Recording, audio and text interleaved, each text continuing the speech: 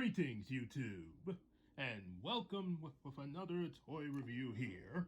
I am Mufusa, and today we're going to be taking a look at another Optimus Primal. Yes, whereas the first one, we had the Optimus Primal that was used for the War on Cybertron Kingdom. Today we're taking a look at one from Beast Wars. However, duly note that this is not only just from Beast Wars, this one actually came out before Beast Wars. Allow me to explain. You see, before the Beast Wars show came out, a lot of these toys were made in order for promotion of the show and to kind of get kids hyped up for it and everything. So a lot of figures like this one probably would still look similar in the show once it came out, but have some slight differences, and you can kind of see that going on with this Optimus Primal, mostly in the coloring and possibly the facial expression and everything. But other than that, there are still some similarities to the show as well, much like what we did with the prototypes of Cheetor and Rat Trap. So let's take a look at our prototype figure. As you can see, it's got a pretty good form on him and everything. You take a look back here at his back, there's a liver right here and also a button underneath. The button is actually, the little silver button is actually for a robot mode gimmick. It can be accessed in this mode, but it's a lot better if you do it in the robot mode. As for the lever above it, well, you take his arms and position them like so. Like that. And as you pull this, and as you do this, this happens. Ooh, ooh, ah, ah, ah, ah, ah. Ooh, ooh, ooh, ooh, ah, ah, ah. That's pretty good, don't you think? Yes, the 90s. Always with their gimmicks and everything, but hey, you know you kids loved them, and can you blame? I couldn't blame you there, trust me, I'm kind of like it myself. So anyway, so yeah, with that gimmick, this is one reason why you have the ratchets as you move his arms and such, because of that gimmick, mostly due to the springs, and sometime as you're moving one arm, another will kind of move a little bit. They're mostly this one here. Also, you can't really move the head, mostly because of the transformation.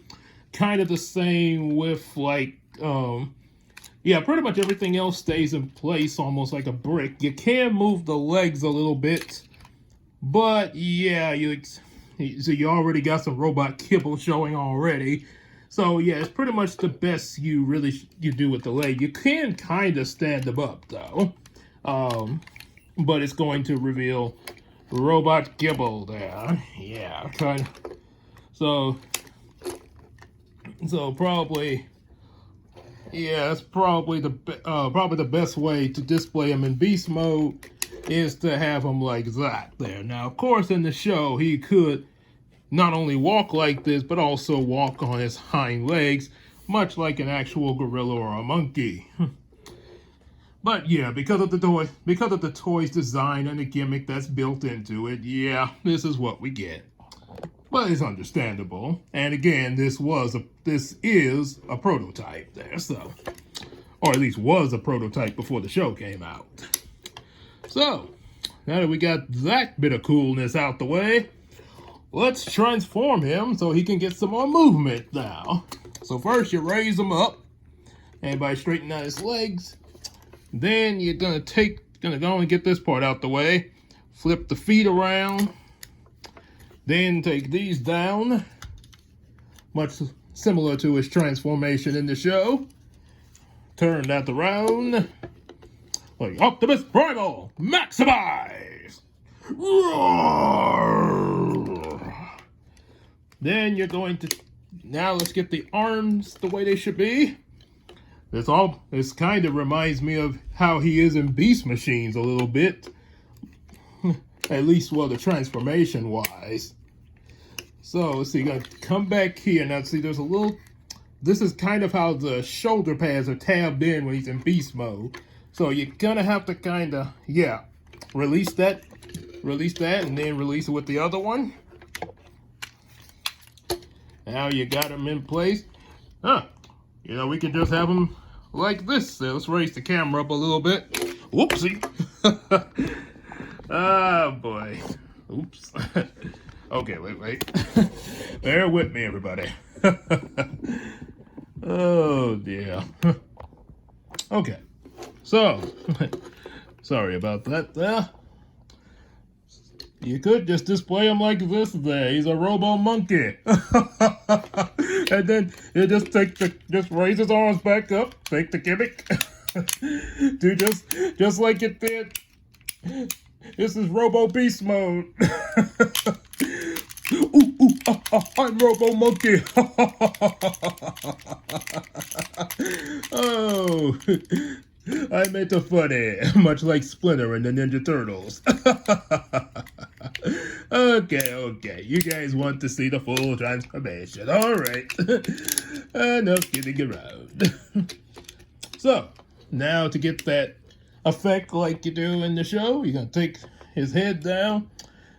This actually kind of mimics the show a bit, where it sort of would flip like that. Flip the face. Oh, and another little, I have to show this too. There's another little joke when we first got him out the package. We just brought him down like this. Hey, now the head's in front of the chest now. Kind of like how Cheetor, with his beast mode head in front like that.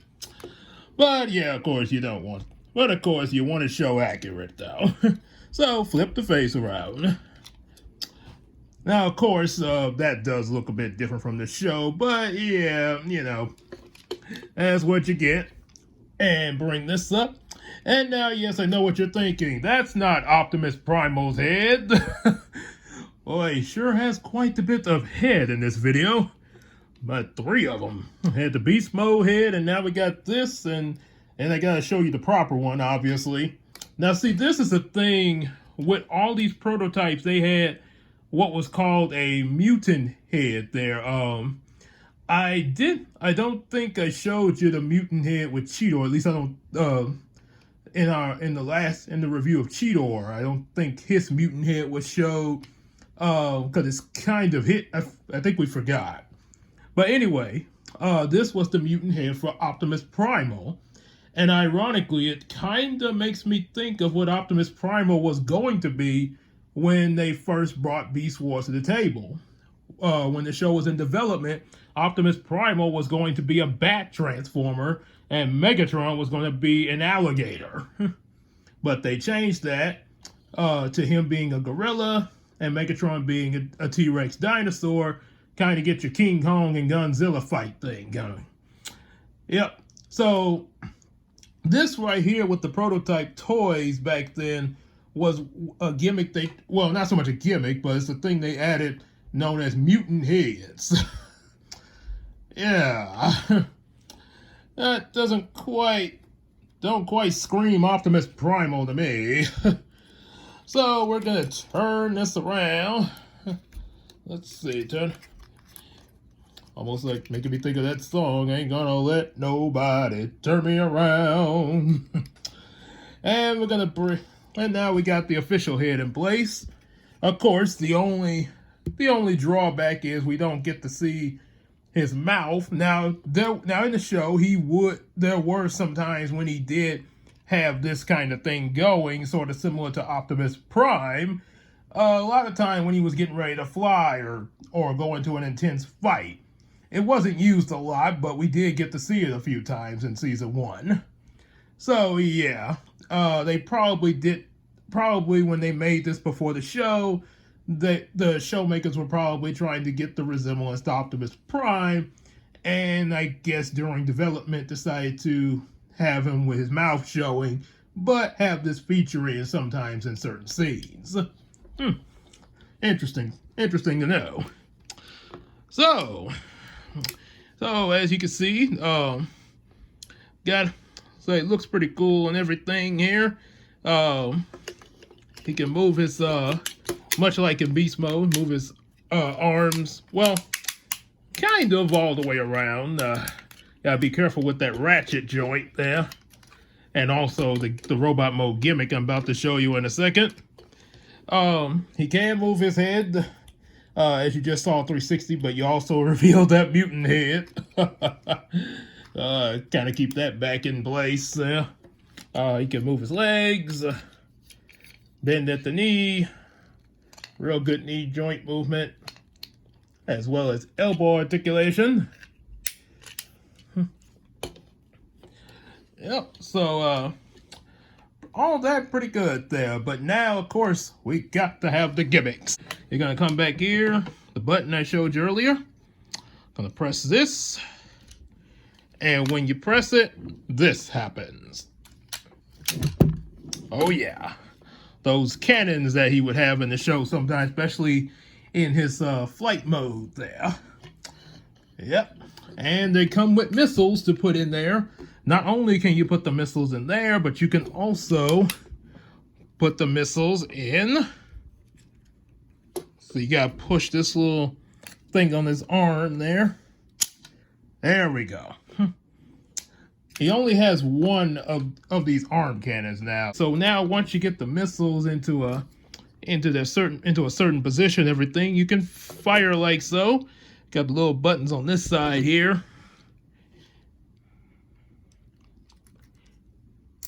There we go. And you can also fire, and as well as these, they fire a pretty good distance there, but make sure you don't lose them there, because, oh, that would not be cool to do. So, put that back in, put his cannons back into place.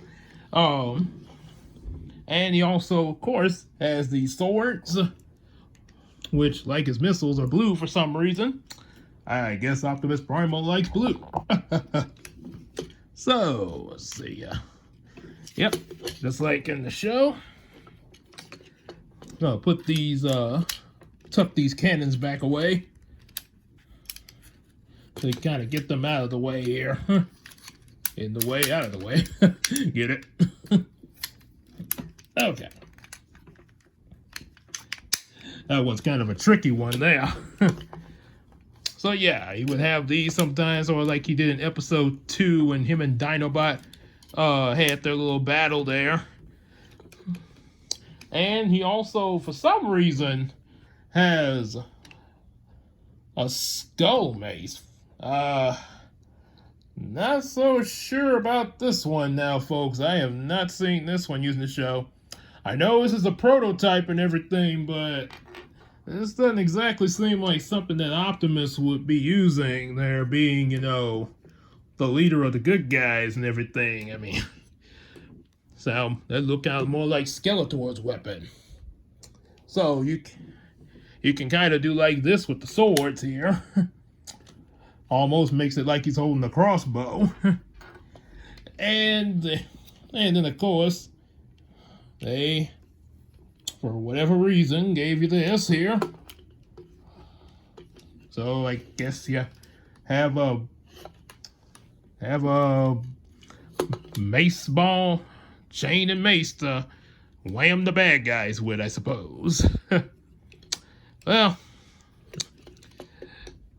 anyway, that's pretty much what you get for Optimus Primal there, including, of course, the featuring weapons that we were not expecting. So, if you're looking for old vintage Beast Wars toys for your collection, definitely one worth picking up there, if you especially to resemble that old 90s flavor. Definitely pick them up. And if you want to, and also be sure to like, subscribe, so that you can be alerted when more of these toy reviews come up, as well as also comic book updates. Yes, definitely support that as well by buying some of the comic books or supporting us on Patreon there. Yep, and also you can suggest different toys for us to review, or as well as the voices to do them in. Or if you like, we have the P.O. box in the description box if you want to mail us a toy that you want us to review there. So, be sure to look into that, and we'll see you in the next review. Take care, and remember, it's the circle of life.